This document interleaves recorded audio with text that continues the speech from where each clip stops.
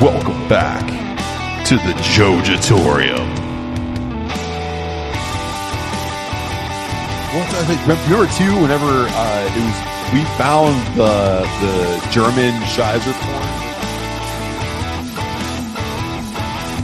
Let's not lie to each other. You're in twerk classes over there. That's what That's all it is. The fitness class. Working on them TikTok videos you like so much. Dead face.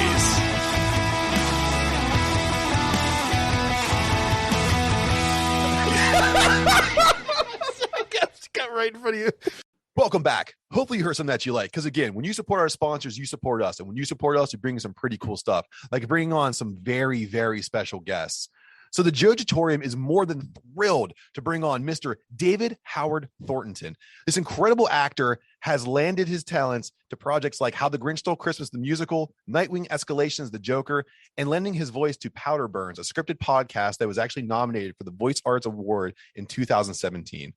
But we selfishly asked David to come on and talk to us all things horror and his horror icon persona, Art the Clown. First and foremost, thank you so much for taking any time at all to come talk to us. We are so excited to have you here. Oh, you're welcome, guys. Glad to be here. Great.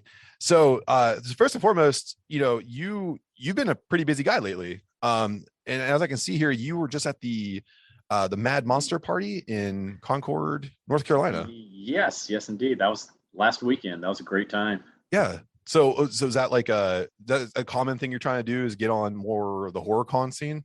Oh yeah, I love them. It's like, I kind of look at it as like a paid vacation of all things. It's just like, it's wonderful. You just go out and, fly into different cities all throughout the world now. We're starting to get me into international waters now. I'm going out to UK later on this year. So it's go out and chill out and have fun and get paid to do it. I'm like, this is the best thing ever. I mean, I waited tables for 13 years, so this is like paradise to me. Yeah.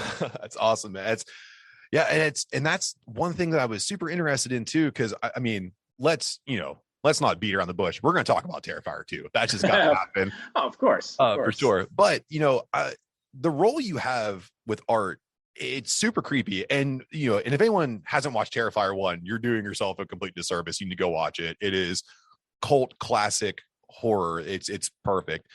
But I gotta know, like, you're such a nice guy. Like you're not like your persona. Yeah. But so I gotta know, how did you bring that creepiness in? So like, how did you come across the opportunity to put on the face paint for Art in the first film? Yeah, that was a lot of luck on my part, because I had taken a few months off of waiting tables after I got back from my last tour with Grinch, and I was like, I just wanted to focus on auditioning. But I was focused more on like auditioning for stage and like Broadway and stuff like that. And I had been in like final callbacks for about 4 or 5 different Broadway tours and shows, and like final callbacks, and like they all fell apart for one reason or another. Like one of them literally came down to a coin flip, and I thought I lost that coin flip, and I was like, dang it. And then an audition notice was posted looking for a tall, skinny guy that had clowning experience or physical comedy experience to play Art. And I knew the character from All Hallows Eve already, so I was like, oh my God, this is perfect for me. I had never done film before other than extra work, so I was like, this would be, this is a low-budget independent film, so I don't know who's going to see this thing. I don't know if it will be successful or not. Probably not, because it's a low-budget independent film, So it's like, but who cares? This is good experience. It's a great role. I think I would have fun doing it. I could learn a lot doing it. So yeah, I want to go in for it. My agents at first were like, well, it doesn't pay much. I'm like, I don't care. I want the experience right now, because I can use this for a reel. I can use this for all kinds of stuff in the future if this does not pan out. And they're like, okay, sure. They sent me in and I booked it. And then it took off, and we weren't expecting that. So it was like, hey, I'm glad I took that risk and took those few months off, because, if I had gotten any of those other shows I had been up for, I wouldn't have been able to audition for or film it. So it's like, it all worked out the way it was supposed to. So I feel very, very fortunate to be where I am right now.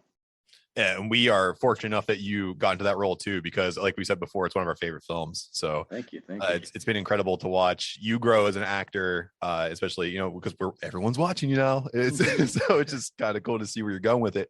So I got to know, with Art is a silent, masochistic, just kill machine. So comedy timing. With comedy, comedic timing, which is the best part of it. So he puts the slaughter in laughter. Yes. Well, he puts the laughter in slaughter. There we go. Flip that, reverse it. It doesn't matter. We're slaughtering. Oh, I messed that up. Oh. So did you take any influences from like some other projects you've been in, or did you find yourself in any kind of like horror movie marathon where you're like, I got to take pieces of this or that, or is there anything you found that you wanted to use? A little bit of both. I mean, first of all, I definitely based him on a lot of the horror icons that came before him, because I kind of look at art as kind of like the ultimate slasher fanboy. He's got little bits and pieces of every slasher icon that came before him in his personality and his character. So I added that there, but I also took my love of great physical comedians and silent film actors and put them in him. And one of my big inspirations was the man I was so lucky to understudy for 5 years with Grinch, Stephen Carl. He was the Grinch in our production, but he was mainly known for playing Robbie Rotten from the show Lazy Town.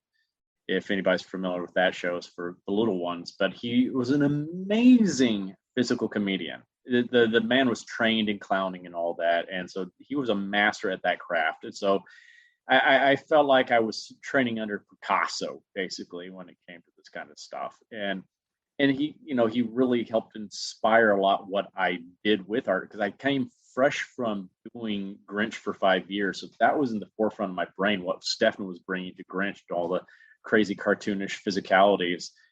And I'm like, yeah, sure. Let's put that into art that, build off of what Mike Gianelli, who his original art, had done with him. Let's build on top of the foundation he already set for me, because I wanted to bring more of the clowning aspect to the character than had previously been there, because I kind of like that idea of a truly sadistic villain, but who's also very charismatic and funny at the same time. So it's just like, it makes you really question who you're rooting for.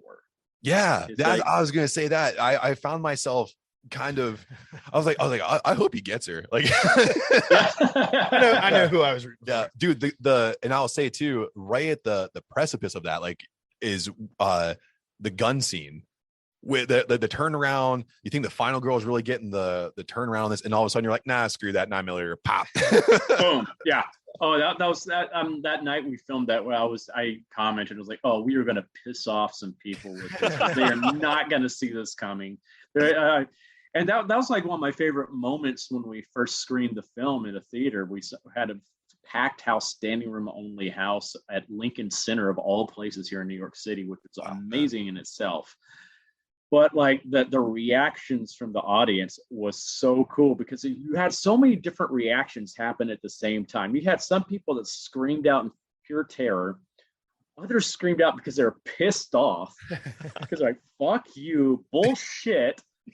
Then you had other people start laughing hysterically at what we did. Awesome. They're like, that was ballsy. That was awesome. And so you have all that happening at the same time. I was like, oh, that was a great feeling.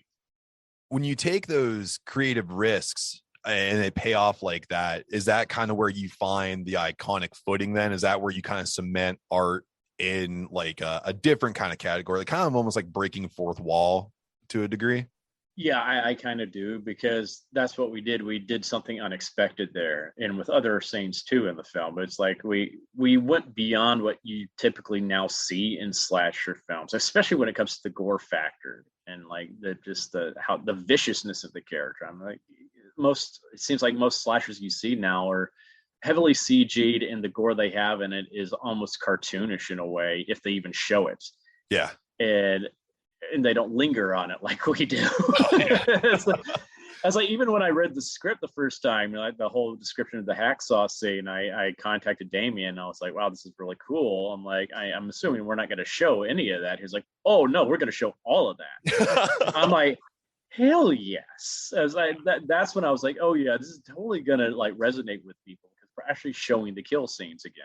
Because so many people just don't do that anymore. They're trying to play it safe. They don't want to offend anybody. And of course, we have gotten our haters out there that have been like, oh, you're misogynistic, blah, blah, blah. I'm like, he's the villain.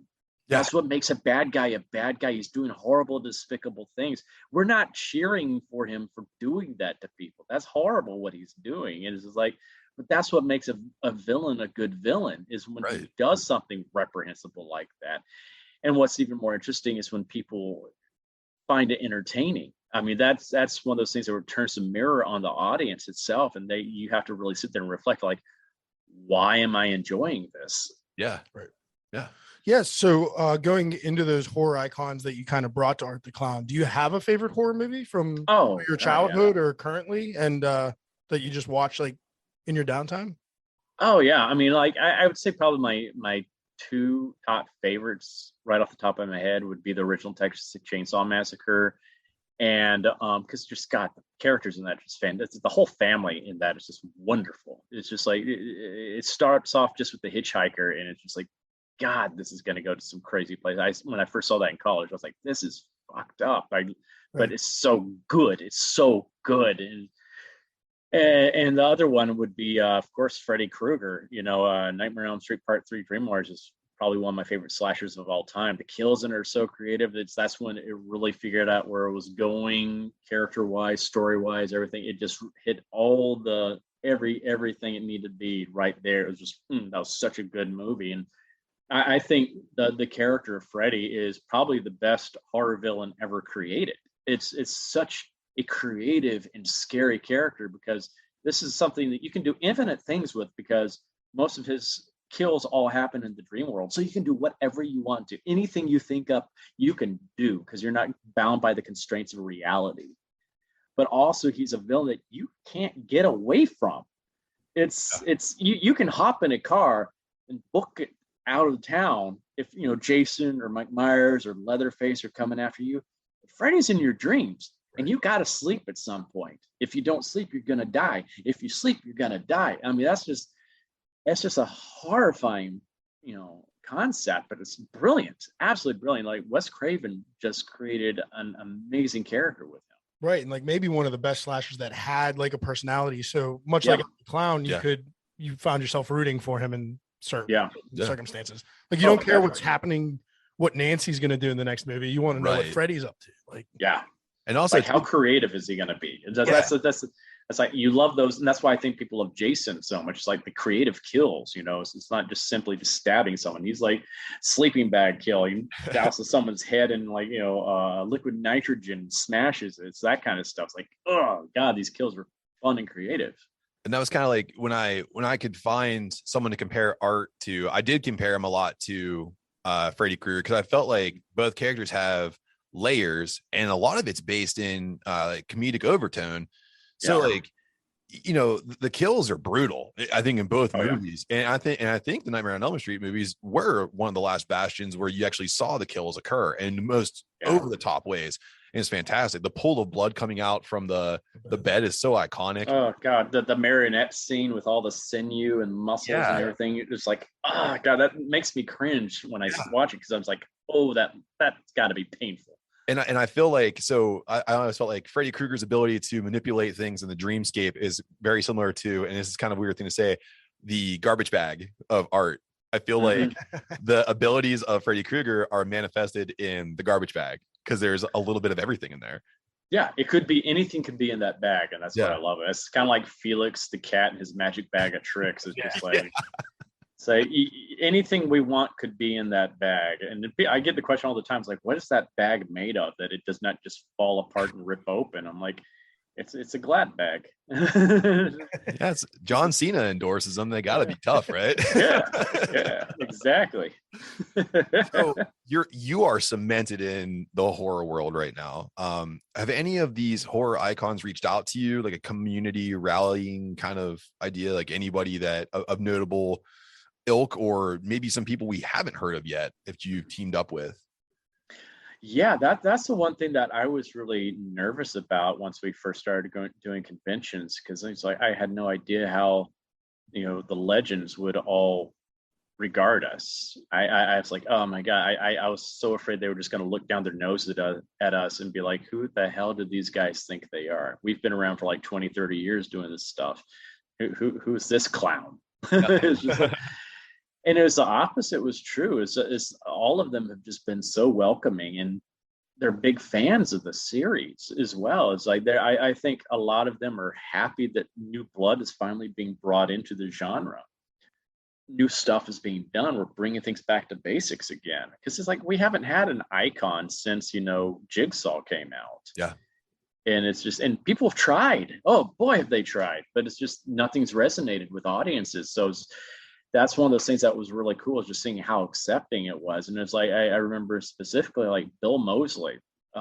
He had, back when I used to be on Twitter, he and I used to casually correspond with each other right before I did my first convention with him at Days of the Dead in Chicago in 2018. And I was like, oh, this is so cool. Bill Moseley, of all people, that's awesome. But I was like, he's just probably being nice and everything. And so I'm setting up my table at the convention, and he beelines it right to me when he got in there. He's like, hey, David, Bill. I'm like, hey, oh my God.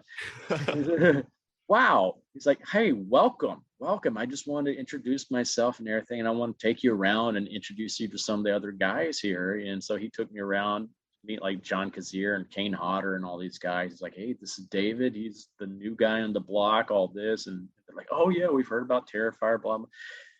And that was really, really cool. It's kind of like, just like an initiation into the guild in some kind of way. Yeah. And it's just, and I've become good friends with a lot of those guys now too, because we do these conventions with each other all the time. And like just last week, I was in the hotel gym exercising with Kane Hodder. We're both on treadmills together, just chatting away. And I'm like, this is so bizarre. And they, so many of them want to be involved in Terrifier as well. And that's what's really cool, is just seeing that they are interested in being part of this as well. And we've gotten a few of them involved so far, like, Felissa Rose and Tamara Glenn, and like Chris Jericho is involved too. And it's like we want to involve more of them. It's just like we have to write the characters and stuff like that. Yeah. We want to do them justice in a way. We don't want to just like, here's just this character and meh. Yeah. It's like I know like Bill really wants to be involved somehow. It's like part 2, and we're like, we don't have anything worthy of Bill Moseley in part 2. It's just like we'd have to create a character for Bill. Yeah. Man, and Bill Moseley, again, around here, especially for Adam and myself, Bill Moseley's up there. I mean, it's just iconic roles, wonderful ability to kind of take on just about any kind of face, really. I mean, he is so versatile. Yeah, he can go batshit crazy with stuff. And like in real life, Bill is just like the nicest, most chill, laid back guy. He is just such a sweetheart. And that's how so many of them are. That's what I think is so funny, is like, all of us that are known for playing these horrible, terrible creatures and monsters and people are usually some of the biggest teddy bears in real life. and honestly, we were saying that too before we got started, that you're so friendly and you were so nice to us as well. So that rings true. I mean, it's incredible to see that some of the most terrifying horror icons are just willing to just break down those walls and love talking about their craft, which is incredible for us. Cause we as horror fans, we're always hungry for more. We want to know how things work and the intricacies of things. So, I love that aspect of it. I mean, I'm big into the technical aspects of how things are done. I mean, that goes back to my childhood when I first saw the making of Who Framed Roger Rabbit. It was like, they showed how they did everything. I was like, this is intriguing. I love this. And back when I used to do community theater, if I wasn't casting the show, I would work tech. Yeah. So I was behind stage doing, moving the set pieces and making all the special effects work. And I love that aspect as well. It's like anytime I go see a Broadway show and they have a lot of special effects and stuff like that, I'm very intrigued to see how they did everything. Sometimes I've gotten taken, like when they had King Kong here on Broadway a few years ago, my friend was the understudy for Ann Darrow in it. And so I went to go see her, and she actually was on stage that night as Anne. So after the show, she gave me a whole entire tour of how they operated the big, huge puppet of Kong and all that. So I got to see how magic was made. I love that. That's how I am. It's like, I love seeing how the magic's made. I'm even like that with actual magic, like stage magic. Yeah. I studied a lot of that. I was different magicians' assistants growing up. And I'm more fascinated how the trick is done than actually the trick itself. To me, it's like a puzzle. I like to sit there and watch magicians and try to figure out the puzzle the whole entire time. Cool, man. So we got, like we said, we got to talk about Terrifier too. Mm-hmm. we got to get to that. So Terrifier definitely left fans of the film wanting more. And the ending of it really lended itself for a sequel. So how did talks about the part 2 come to fruition? Like, was it who initiated the initial contact to get that thing rolling? That was Damien. I mean, when we were filming part 1, we already had ideas. We were already brainstorming ideas. If we were lucky enough to make a part 2, we loved the character of Art, and we wanted to do more of the story. And so we were talking then, but we weren't being, we were trying to be as realistic as possible, because we're like, we're a low budget independent film. Who knows if anybody's going to see us in the first place? But we would love to make a sequel because we think there's more story to tell. And we actually that's why we filmed the morgue scene. That wasn't in the original first cut of the film we showed in Telluride, Colorado back in 2016. And the audience was really clamoring for more. And so Damien's like, well, let's go ahead and put a little coda to it. And so people know that Art's going to be back. And so we added that morgue scene in there, just, give that audience a little taste of something what's to come. And that's basically where we start part 2. That's so cool too. That morgue scene, it kind of reminds me of some more other iconic horror movies where, especially Jason being electrocuted and coming back. Mm-hmm. That kind of reminded me of. So we're talking about the second movie here too. You guys kind of crested into something that we found to be pretty fascinating, where you did a bit of crowdfunding. Yeah, for part of the film here. And so whose idea was that for crowdfunding? I think that was just the production team, especially Damien and our producer Phil and the Fuzz and Lens guys, because they've all done a lot of crowdfunding for their different films. And so we went, we all kind of just teamed up together. If those that don't know, the Fuzz and Lens guys are they helped us with part 2. Mike Levy, Jason Levy, and Steve Delasella. Mike was the exterminator I decapitated, and Steve and Jason were the 2 police officers at the end. They came in later on into the film.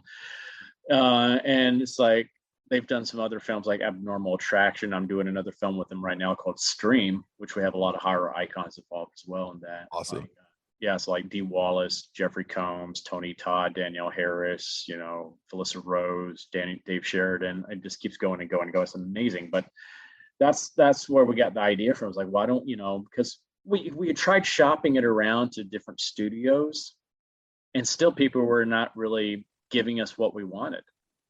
We had a few bites, but it was nothing substantial. It was kind of like a slap in the face. It's like, really? You're willing to, because I did research myself, and I was like, okay, how much are, low budget independent films usually made for, and they usually go for a few $1 million. Yeah. Yeah. And I'm just like, really? Wow. And these people, the offers they're giving us are not even $1 million. I'm like, are you kidding me? We're already a proven commodity. Yeah, for sure. Like, your streaming numbers alone had to be through the roof. Yeah, I mean, we were like, the whole 2 years we had our contract with Netflix, we were one of the top 10 horror movies the whole entire time we were on Netflix. So it was astounding me. I think they were just looking like what we made the first film on. And it's like, well, if they can make a film for like less than $50,000, then hey, we don't have to give them a big budget. I'm like, no, we want to have a bigger budget so we can actually pay the crew this time. And it's like, we worked for peanuts, if anything, on the first film, especially our crew. And, everybody put their heart and soul into it. And that's why it came out as well. It's like, it wasn't the money people were working for. They're working for just, they believed in the project. Yeah. So we're like, well, if, no one's going to really give us the funding, we might as well just turn to the fans. And that's what we did. And we ran that Indiegogo campaign, and our initial goal was just $50,000. And I remember Damien, when we first were trying to set the goal, I said we should make at least 100,000. He's like, no, well, let's make it 50, but I even doubt it will make even 50. I'm like, dude, we'll make 50. Yeah. Easily. And we made that first 50 in like 3 hours of posting it. It was insane. We made over $200,000 on the campaign. And, we could have made more if we kept the campaign going. If we just kept it open, but we just closed it off there. And I was like, man, because I had so many people approaching me afterwards, like, oh God, I want to still contribute. Can I? I'm like, no, sorry. But that's the cool thing though, is just like it being fan, basically most of it being fan funded. It's a film where we didn't have to worry about the studios coming down on us and telling us what we could or could not do. We could make the film we wanted to make. We didn't have to answer to anybody else. And so that was the luxury we had. If we wanted to go crazy with a kill scene, we could go crazy with it. And like, fuck it, let's do it. Let's do whatever we want to. And that's what we did. And in a weird way, the pandemic even helped us in that regard, because it gave us some more time, because we had started filming 2 of the big kill scenes right before the pandemic closed us down here in New York. But Damien had to take some time off just to build the prosthetics for the rest of the kill. And then the pandemic, boom, locked us down. We're like, crap, well, we have that time now, because we don't know how long until everything's going to open up. So Damien's like, well, we got the time. I got nothing else to do right now. I might as well revamp what we were going to film and flesh it out even further. And now I can take the time to build these prosthetics and make these kill scenes even crazier. And that's what we did. Like one of the kill scenes, which we started filming it right before the pandemic, and it's what we were already filming was enough to make one of our crew members, who's a huge horror fan, have to excuse himself from the room because he was getting nauseous. That's what we're originally filming. And that was only supposed to take us like 2 days maybe to film that, maybe 3. And that ended up with the new revamped version of it. It took us almost a week to film. Oh man. So prosthetic heavy. It's just, there's so many elements in this scene that weren't originally there. And it's night and day. And it's a vicious scene. I think we're probably going to get definitely some hate for this scene, because especially from some more like conservative Christian type groups, like, this is just vile and disgusting and horrible what you're doing. I'm like, he's the bad guy. This is what makes him truly deplorable and evil. This is what somebody like this would actually do. It's not nice, but we do it in an entertaining way too. That, which I think, so it's not just horrible viciousness happening. It's also Art's doing his art stuff while doing this. So it's just like, God, I shouldn't be laughing at this. I shouldn't be, smiling. Why? And we've when we've been at some of the conventions recently, Damien likes to get feedback. He likes to see how people are responding to this. And so we have shown it to a few people, not just like a rough cut of it. So they haven't even seen the fully edited version yet, but we showed like a rough cut of it to some people. And like one person in particular, Heather Riker, who does a lot of the Q&A sessions at a lot of the cons around the country. She's a huge horror fan. So we're like, okay, we got to show Heather this. We got to see, because if anybody's going to give us an honest opinion, it's going to be her. She started crying halfway through it because she was so happy. Oh, that's awesome. And it was just like, oh man, because at first I was like, oh no, we've broken her. Oh no, oh no, she hates me now. Oh no, she hates me now. But she's like, no, and she even went on Facebook after watching the scene and wrote a whole big thing about it. It's like, oh my God, this is what horror fans have been wanting. And that's what we do. We're making the type of film we want to see, because all of us are making it are horror fans. We don't have studio executives that think they know what people want to see and think they, it's like, that don't really care about the genre. They just see dollar signs. No, we're actually passionate about what we're doing, and we want to make it the best we can. And that's why it's taken a little bit longer for it to come out, because Damien, especially, probably one of the biggest horror fans you'll ever meet. I mean, he's got like an encyclopedic knowledge of even the most obscure horror films. And this is his baby. He wants it to be as good as it is. So he took it upon himself to edit it and everything, because he didn't want anybody else ruining what his vision was. And it's hard for one person to sit there and edit a 2+ hour movie by themselves. And I'm glad he did it though, as long as it took, but because what I have seen is just so good. I'm very excited for everybody to see what we've concocted. Awesome. Yeah. So speaking of the fans, were there any special items given to those that pitched in money for the crowdfunding? Any cool items that stuck out? Oh yeah. I mean, God, I'm trying to remember all of them, but we had some like hats and horns, I think maybe that I signed.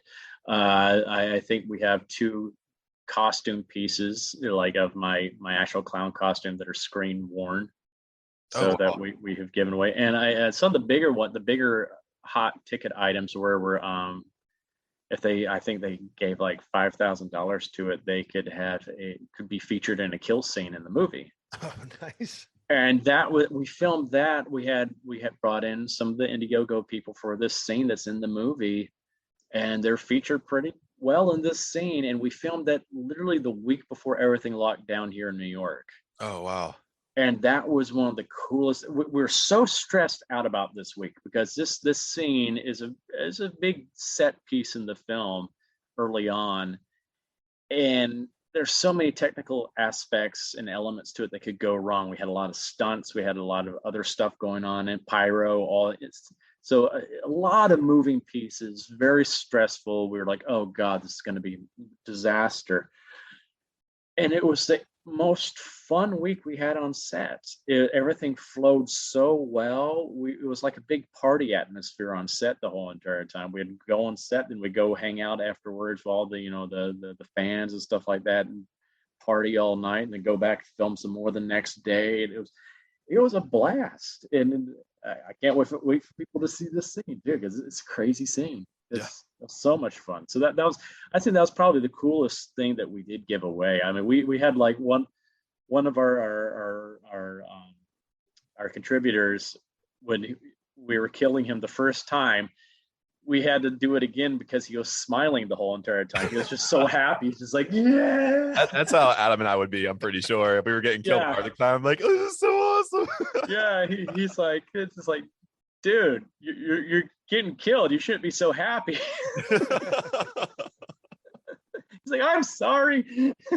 I'll do it again. I'll be here all day. It's totally fine. It was so much fun. I think, all that just brought a new energy to the set too, because it's like we got to see how the fans are responding to what we were doing. So we're getting some fresh eyes looking at what was going on. And so their excitement just fed into our energy.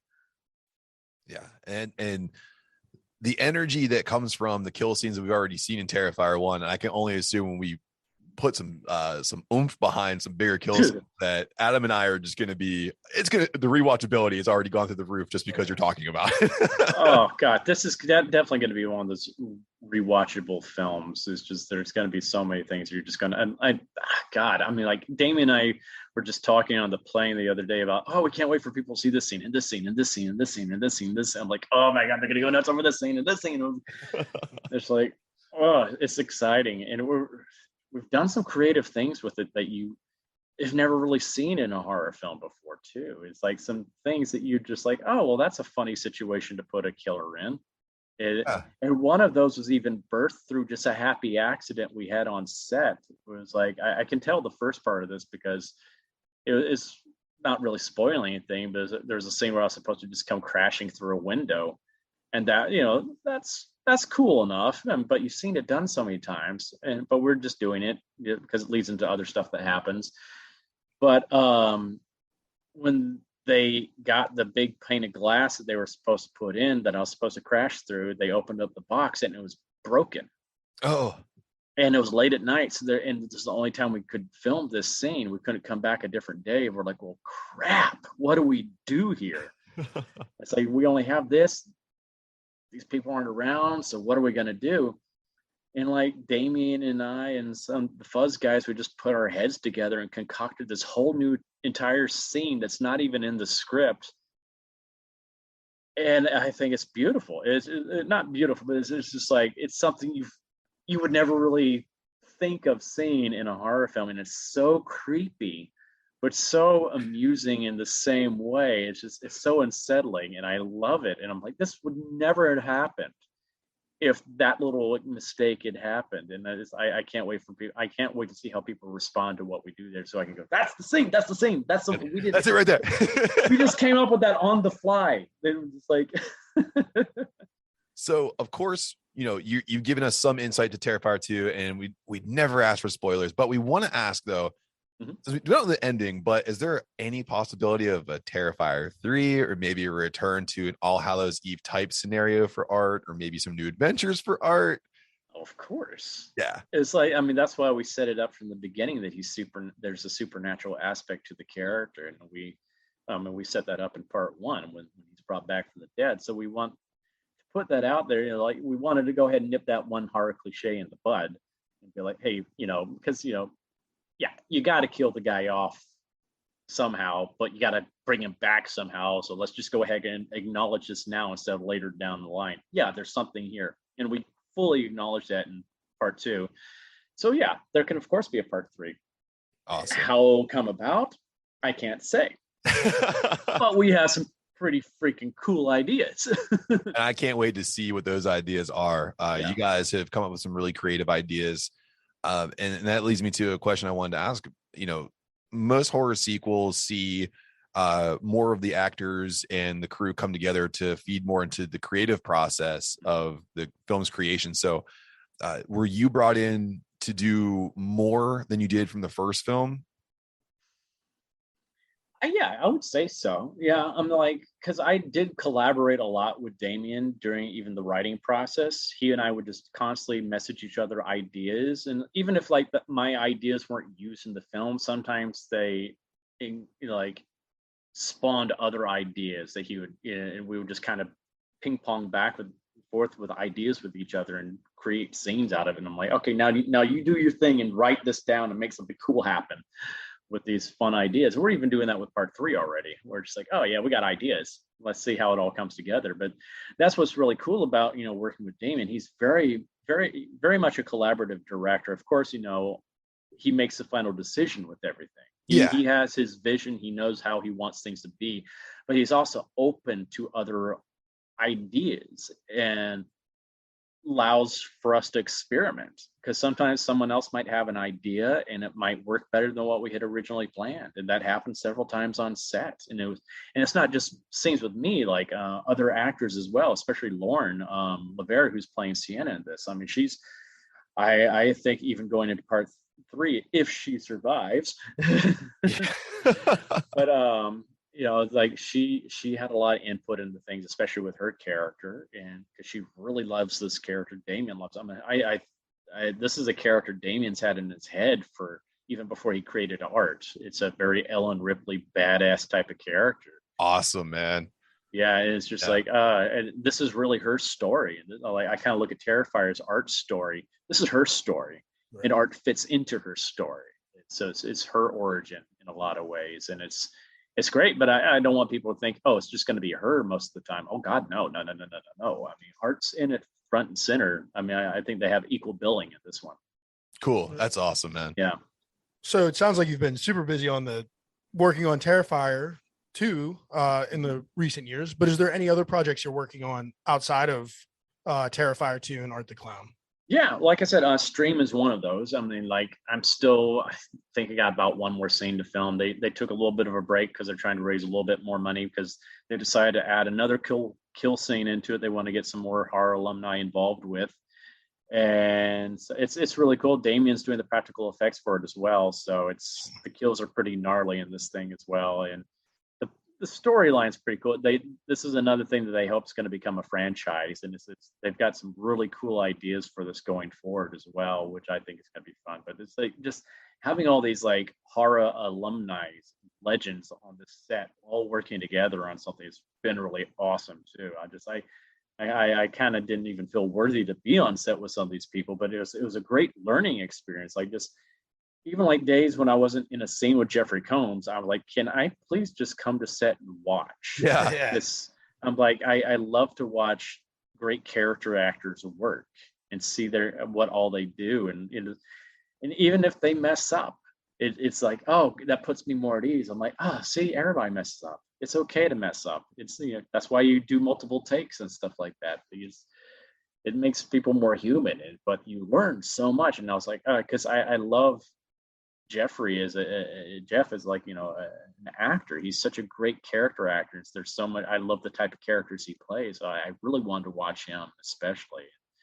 But yeah, just working with all these people has been amazing, and I've become friends with them through it all too. So just like, this is amazing. I never imagined I would be like, rubbing elbows with Tony Todd, and I was like, holy shit. I mean, you mentioned like, D. Williams off the top too, man. Oh, D. Wallace, yeah. D. Wallace, I apologize. Yeah. That's got to be incredible. Oh, Dee's awesome. Yeah. She's awesome. She's like America's mom. Yeah. In so many ways. It's just like, she's been in everything. And she is just the biggest sweetheart, and she's so good. Like, there's a scene that she's in this is like just kind of heartbreaking watching some of the stuff she was doing. I was like, oh God, I feel bad. Oh my God.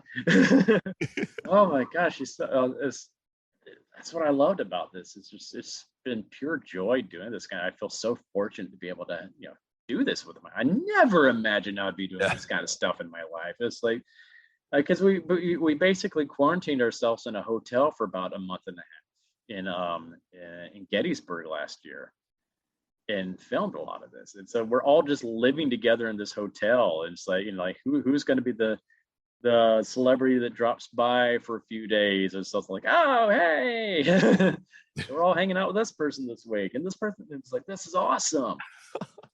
It's almost like the summer camp you always wish you could have went to, Oh God, yeah. Oh God, yeah.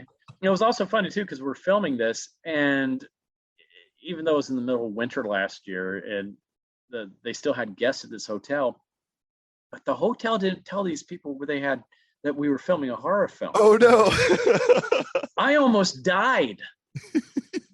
I was like, one night where there's a scene where I'm stalking my victims around the hotel and stuff like that, and I looked scary as anything, covered in blood. And we got this crazy lights going on and stuff like that, and I'm stalking down this hallway, doing repeated takes of me going down the hallway looking for my victim. And all of a sudden this woman just comes out of her room and just starts yelling. It's like, whatever you are doing, it's very effective.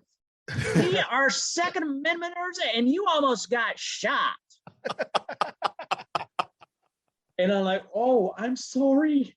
It's like, we're filming a horror movie. Info that we were filming a gory horror movie. No one told you that we're filming a horror movie.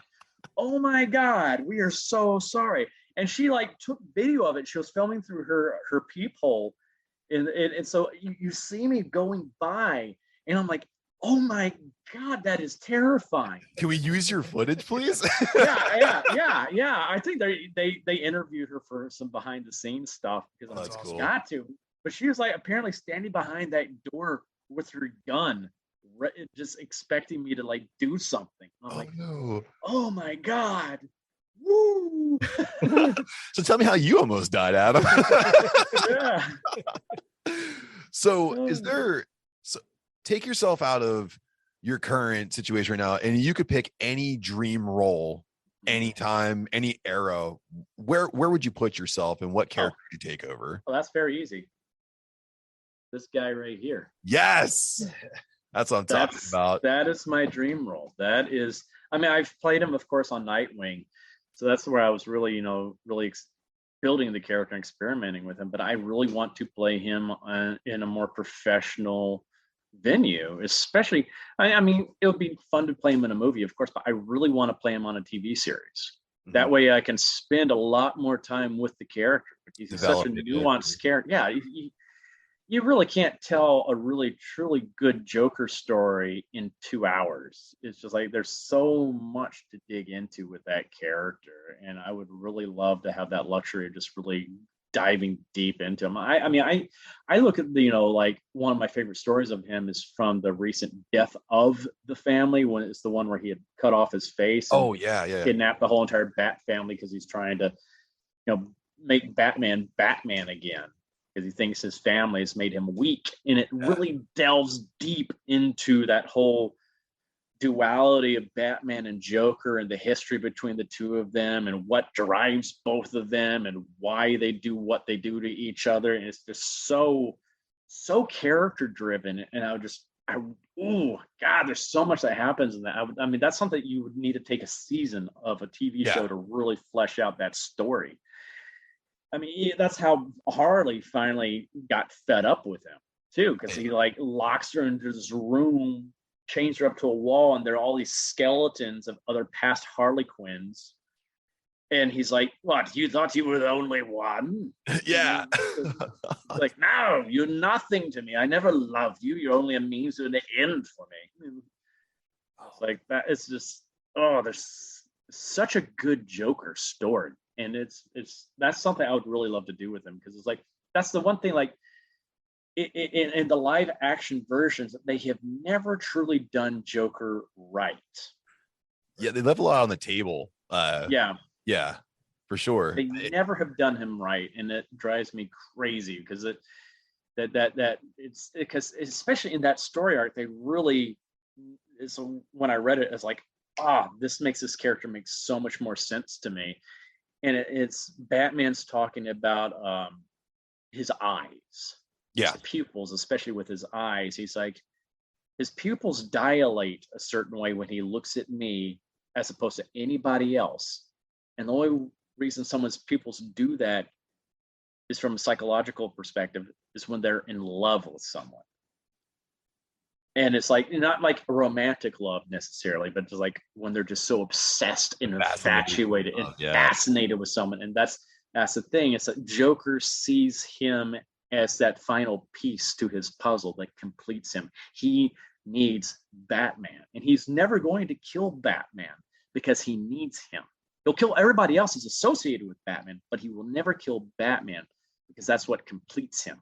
Yeah. He needs him in his life. And it's just, that's what drives him. He doesn't give a damn who Batman actually is.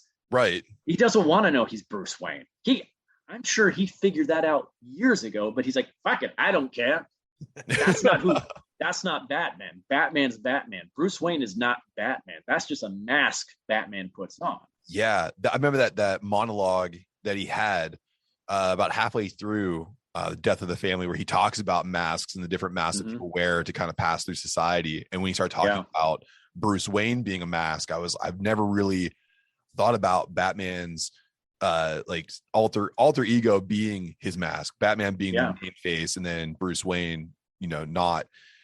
It's incredible. And just also to the passions you have for that dynamic between Joker and Batman. That's something that that's why it's my favorite thing in comic book history is the Batman Joker dynamic, because there's this just lusty animosity that comes into play, and it's just so beautiful, and it can be told over multiple arcs, which we see, really could be. And the one thing, and I was thinking about this too when you're talking about it, something I would love to see you do in an acting situation, because of the way that you bring like a twisted creepiness to art. If you were able to do the Bat Who Laughs, if you could take on that form of the Joker, the way that he operates in like the multiverse and everything, I think you would devastate as the. Oh, that would be fun. That would be fun. It's such a nuanced character. That's what I love. Villains like that have depth to them, and it's just like I just find them fascinating. That's why I love about playing villains. They're always so much more interesting to me. There's like something that really makes them take what made them go bad. That's always been something interesting to me. It's like, what makes this person tick? Why did they choose this path in life? And it's like I would love to play Riddler too, because there's a lot you can delve into him too. It's like he's a totally different character than Joker, and he's driven by ego. Like he thinks he's the smartest man in the room. Yeah. And I love that aspect of him. I'm interested to see what Paul Dano's going to do with him next week with the new Batman movie and stuff like that. For sure. It's like when they first cast him as Riddler, I'm like, oh, he'd be a good Riddler. Oh my God, yeah, he's that kind of. But I'm not crazy about the aesthetic look of him. Of course, I don't feel like that's Riddler, but we'll see what they do with it. But it's like, but that's the kind of role I see like Jeffrey Combs would have been wonderful. Yeah. Wow. Yeah. Well, it's like he would have been a great Riddler. He would have been a great Scarecrow as well. Yeah, I want to see Bill Moseley be Scarecrow, to be honest with you. Oh, that would be cool too. Yeah, I can tell it. Him or Richard Brake. Yeah. Oh yeah, that would be creepy as hell. Yeah. So we are getting towards the end of our time with you. Oh man, I know, and we've appreciated every second you've given us. So before we ask you for one more final favor, because you've already given us so much, can you just tell everybody where they can find you, where they can find Terrifier, where they can find your ongoing projects, just for everyone to hear where they can go to find your stuff? Yeah, you can just follow me on Facebook and Instagram under David Howard Thornton. That's where I'm at. I also have a Cameo page if anybody wants me to wish them a happy birthday or something like that. I basically charge what I charge for a combo at a convention for that. So I'm not trying to make people go broke or anything like that. So cool. I want to be as accessible as possible to fans, but still also make a little bit of extra income on the side. Well, you got to, man. You got to. That's the part of the business part of show business. I guess you got got to say, but it's like, yeah, that's where you can find me. And I try to, get back as much as I can to the fans as well. I think people are like, God, Dave, you answer everybody. I'm like, I try. That's because it's the fans that got us where we are. So I'm a fan myself of, others. So it's just like, yeah, I know how cool it was for me when I heard from other people I was a big fan of. So it's like, that's why I try to interact as much as I can. Awesome. And you've been great to us as two big fans of yours, that everything you're saying rings true. I mean, you responded to my message. I mean, I gushed a lot on my initial ask. Then you were so nice and polite to me. So thank you again for that. That was very kind of you. Oh, you're welcome. Happy to do it. Yeah. So the one last thing I gotta ask you. So we tested our listeners. We throw out listener polls on Tuesdays, and we asked them if they were scared of clowns because anticipation of having you on here. And our listeners think they have big brass balls, and they think that they're not scared of clowns. So I was wondering, can you tell our fans why they need to be scared of clowns? Why you should be afraid of clowns? Because they put you at ease. They know how to draw you in and make you vulnerable. And that's when they get you. I mean, it's like a great example. That was the cat lady scene in part 1. Yeah. Where he preys on her vulnerability, her want to be a mother, and gets her into that comfort area, and then gets her. And I think that's what can be so scary about clowns, because they're supposed to be something that's so innocent, something that's supposed to bring joy and laughter to people. And that's how they draw you in. They entertain you. They make you happy. They make you giggle a little bit. They put you at ease, and they can, boom, get the knife right in you, or get the syringe right into your jugular. Or get the saw, Oh, yeah. And then, woohoo. So the David, worst gynecology exam ever. Or the best one, however you want to look at it. Yeah, depends who's doing it. So David, again, thank you so much for coming on and talking to us. And I really hope to, after Terrifier 2 comes out, that maybe we could do this again and talk more about the future plans. And I definitely want to talk to you more about the other movie you were talking, your new project that's coming out as well. I want to just know more. Stream. Oh yeah. There's going to be a lot to talk about. I'm hungry for more. So please, good. I'd love to have you back on, and of course. And good luck to you. And thank you so much again for your work and for Terrifier and for everything else that's going to be coming to our. Thank you. Thank you for your time. I'm floored. Thank you so much. Yeah, man. You're welcome, guys. Thank you for your support. Yeah, absolutely. So good luck. And if you guys want to know what's going on with David Howard Thornton, you just follow him on all social media, and just make sure you tell him that the boys sent you. So until next time, see you later. See you guys. Bye, David. Bye. See you, Dave.